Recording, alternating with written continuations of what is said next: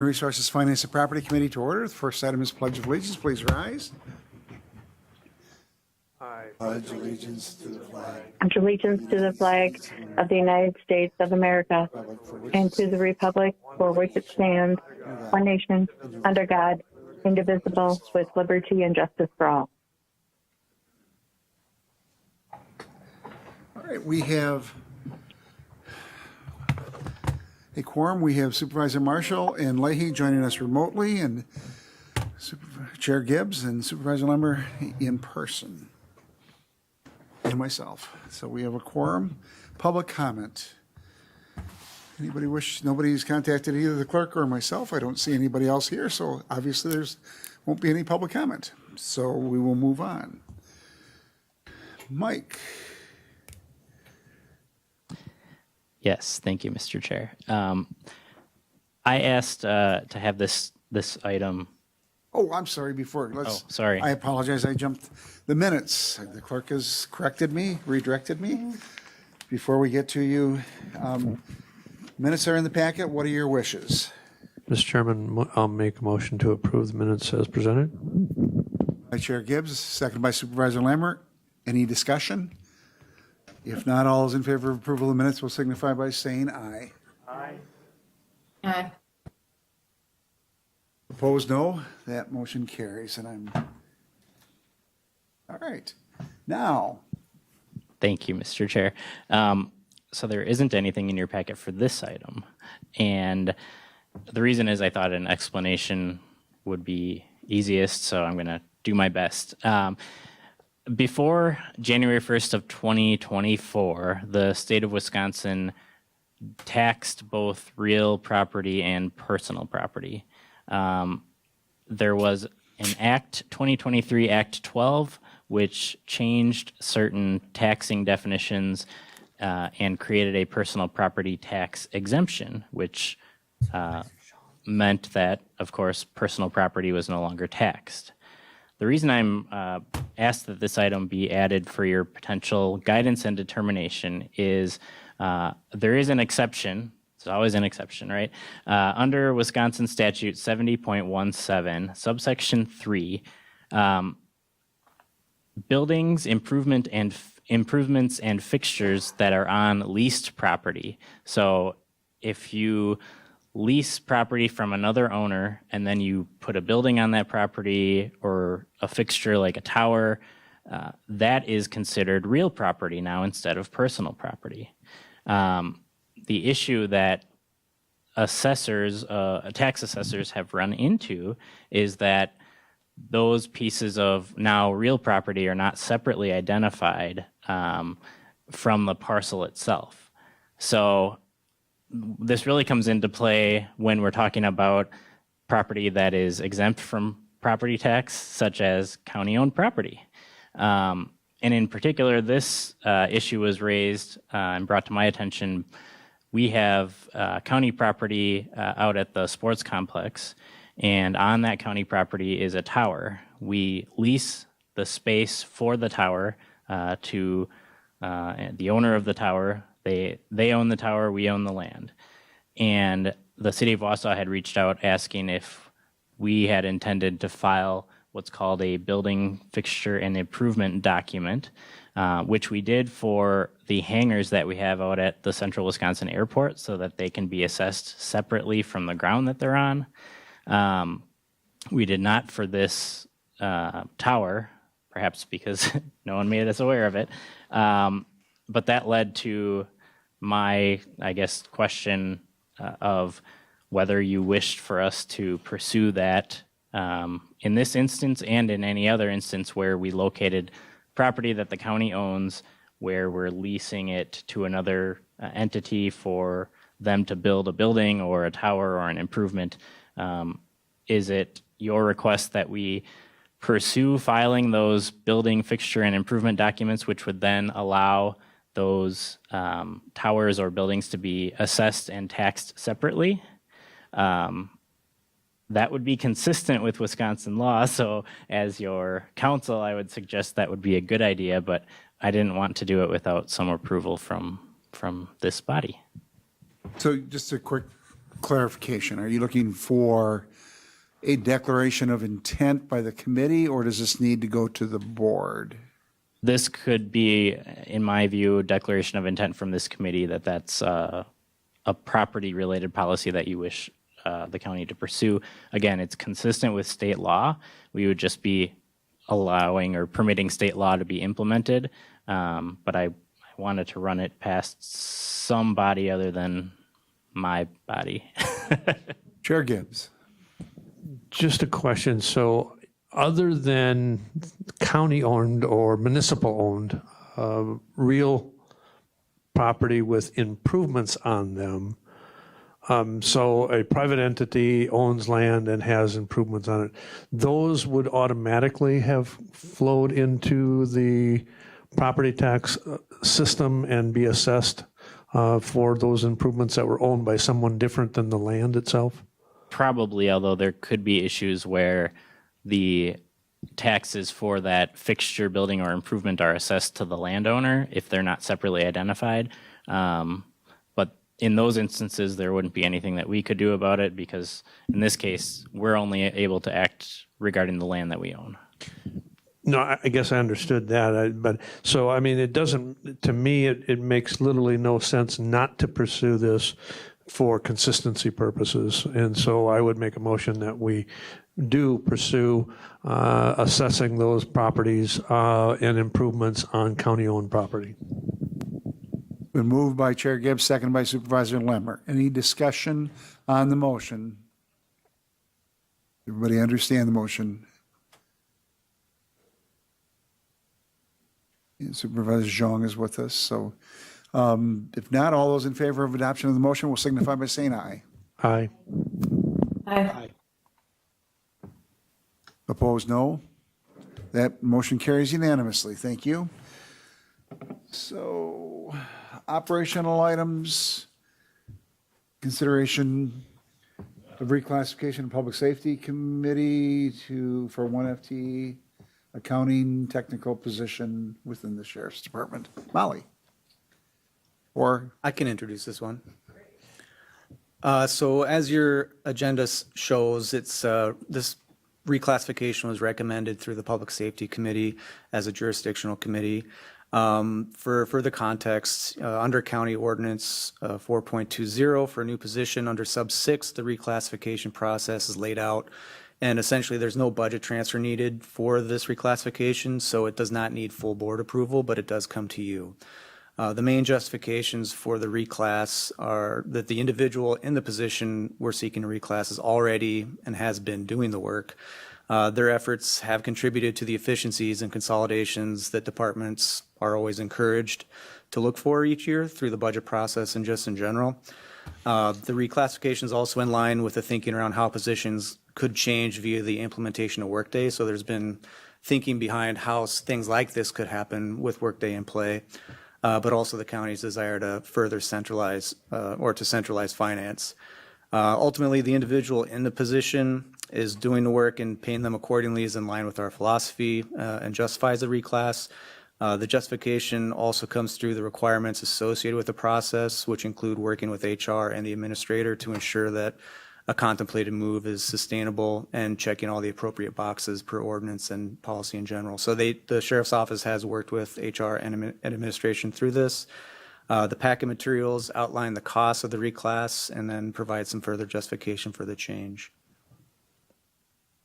Molly, is there anything you wanted to add? Any questions? Supervisor Lemmer. Thank you, Mr. Chair. Just a couple, because when I read the description and things, it sounds like there's an accounting technician and the position is being changed to an accountant. And my question, it kind of goes along with last week's discussion where we talked about responsibility, accountability, and exposure. I would add qualifications, and I just want to know, is this person going to be expected to have the accounting certification with that classification change? Could you be more specific? Like, are you? Well, in accounting, I had to Google what's the difference between an accounting technician and an accountant, and there's a big difference in education and duties.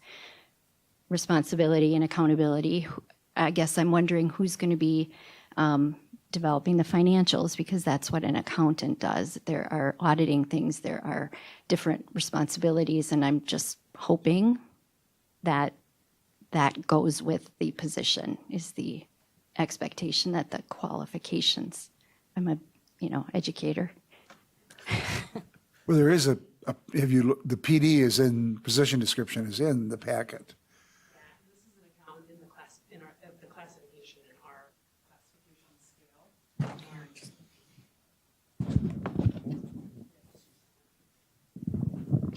Thanks. Just clarifying, the definition of accountant is how it fits into our current classification and compensation structure, opposed to just a blanket accountant Google search. And so certainly this individual is qualified and is currently carrying out the work with the level of responsibility, accountability necessary, and exposure necessary in the job. So hopefully that's helpful in clarifying.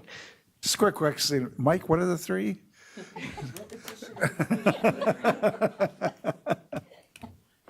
And if I could just ask more of a broad-based, because I believe there's a vision of consolidating financial positions to one department, I believe at the NCHC campus or the Lakeview campus.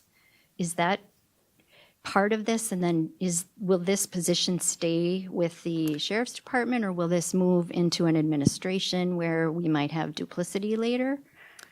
That's a good question. And I think if there were duplicative sort of efforts as you looked at consolidating, you would try to figure out how to make that dovetail as neatly as you could with the vision as it gets laid out and more fleshed out. I think that, there's different ways you could look at centralizing things, but I think if you think about it as maybe having the core finance department, where we have that now, and then departments have their own sort of finance-oriented personnel, but it would be more of all of those people falling under the finance umbrella, so the department would expand. And then a lot of people, especially in the larger departments, would stay where they are. They would be working as a finance employee in those departments and be sort of a liaison, if you will, so that there's more of a clear, direct line of communication between the departments and finance for, whatever it may be. But certainly along with that process, if there were ways to say, well, we could take this person and fill kind of two positions, or create a different sort of AP specific or AR specific, things like this, that you would sort of reshuffle the deck accordingly. But that hasn't been fully fleshed out at this point. But the intention would certainly be in line with what you were saying. Any other questions? If not, what are your wishes? This committee needs to approve it for it to go into place, and it does not need to go to the county board. What are your wishes? Supervisor Lemmer. Then I guess I would move to recommend the reclassification. In the sheriff's department? Yep. Okay. Is there a second? Mr. Chairman, I'll second it. Seconded by Chair Gibbs. Any discussion? If not, all those in favor of the reclassification of the position in the sheriff's department to accountants will signify by saying aye. Aye. Aye. Opposed, no. That motion carries unanimously. We're into the consideration request in the Office of the Corporation Counsel. Chris? All right, so for this one, the changes in HR and Corp Counsel we're discussing today, they were alluded to in the budget discussions last year as the previous risk manager had retired, and it essentially provided an opportunity to assess how we might approach that work in a way that would be a better fit for each department. So for Corp Counsel, that meant looking at how we can best support the important work in risk management, which has a heavy legal component to it, and also how their office could support the NREM process that the county adopted as a tool last year for the tax deed process, but also supporting things like mental health commitments, and also be sort of a floating position if need be for tax collection or elections if need be. So a focus on things that are tied to the Corp Counsel's office, but also have some time freed up for other purposes. The memo in the packet from Corporation Counsel further outlines those changes and the associated costs, and the reclass would essentially, and Mike and Molly can correct me when I get this wrong, But the reclass would essentially redirect levy funds for the existing position that has taken on the risk manager duties, and also utilize funds specific to risk management that were previously assigned to the HR department. And then the position in HR that the previous risk manager retired from would remain in the department, but be aligned more closely with safety training and loss prevention duties through the 2025 budget process. So it's essentially trying to figure out, or trying to say, it makes more sense for this piece of the risk management to be housed in Corp Council, and then how can we reshuffle some funds from the risk management side to better fit the HR portion of loss prevention and safety training and things like that, which have also been sort of long-standing issues that we've been working on these consistently, but this provides an opportunity to say, here's a real clear focus for somebody coming into that position. And if there's other details to this, I'm sure I know that they've discussed this extensively as they've looked at the existing duties and how to kind of split them apart. Sure. That was a fantastic summary. So I don't have a ton to add, but Molly and I have talked about this extensively in preparation for Mary Jo Malley's retirement when that was calendared. And we've been discussing it since then.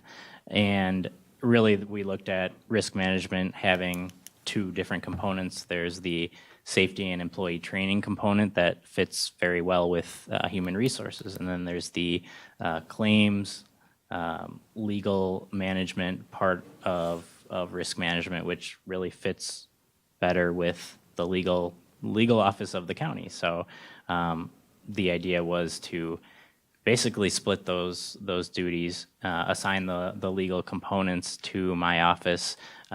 We've been working with those since November. I think it's gone pretty well. The issue, of course, being that taking on additional work without additional positions was somewhat of a challenge. We do have in my office currently an unfunded position. This reclassification and redirection of risk management funds to that reclassified position would free up levy funds that could be used to fill that unfunded position in my office, giving us some additional administrative support, as well as doing the things that Chris mentioned, being an administrative kind of floater for the clerk's office, treasurer's office as needed, also assisting with the day-to-day work that my office does on an administrative basis. I think it will flow very nicely together. It also allows Molly's office to continue its focus on the safety, the training of employees, and looking into the 2025 budget process, looking at establishing and realigning her goals as well. So, and it actually comes with a small tax levy savings. So I think that's also good. Save that for last. Are there any questions of either Chris, Mike, or Molly? Mike and Molly show. If not, what are your wishes?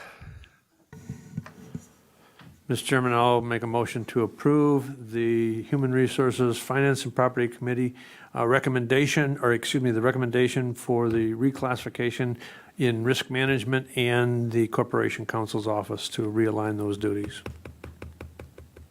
Is there, seconded by Supervisor Lemmer, any discussion?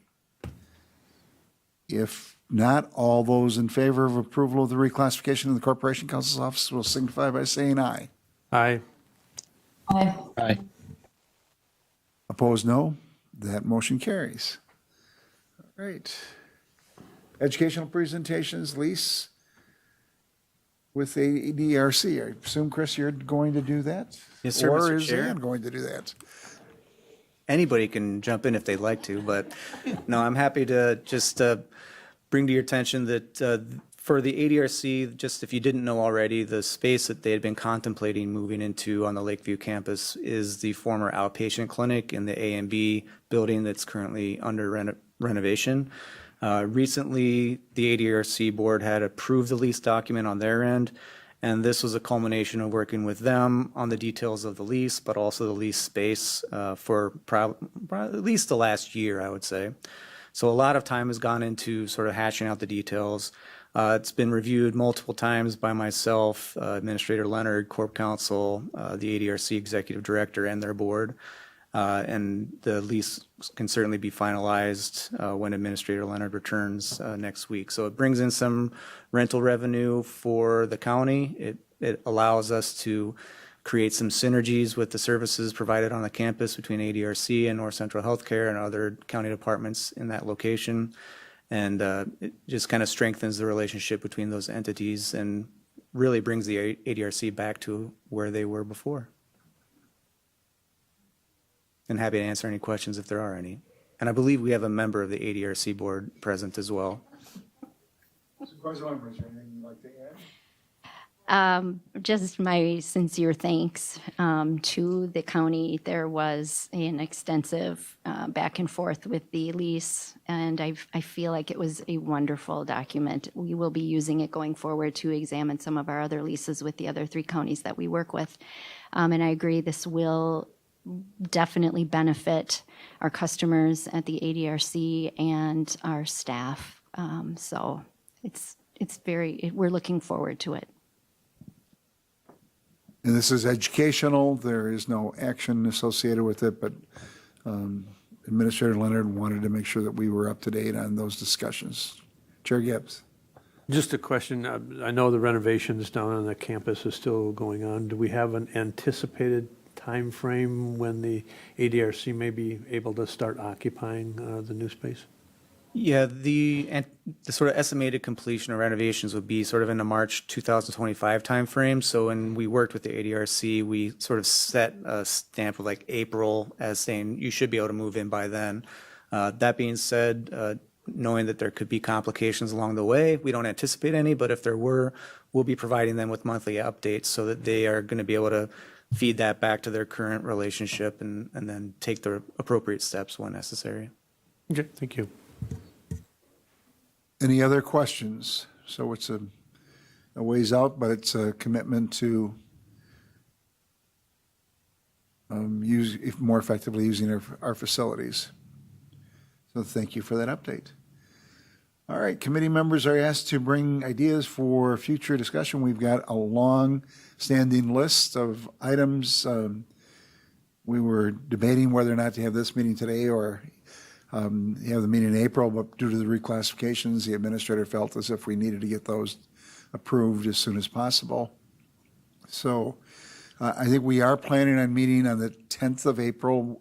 It will be after the election, but before the new board is sworn in. So Supervisor Leahy, we've got you for one more meeting. So we are trying to prolong your service to this committee and the county, and I want to just go on record as thanking Supervisor Leahy for her leadership and others. She was instrumental in our rewriting the capital improvement process, heavily involved in those discussions, and we I think streamlined that process and made it more meaningful and less frustrating for many of the parties that were involved, and have a better product at the end of the day. So thank you for your contributions toward that as well as other efforts during your term, and we'll have the enjoyment and opportunity to work with you one more meeting. So anything else that you'd like to bring before us? If not, the next meeting is on April 10th, and we are down to item 9. What are your wishes? Chair Gibbs moves, second by Supervisor Lemmer, to adjourn. All those in favor will signify by saying aye. Aye. Aye. Opposed, no. That motion carries. Thank you all.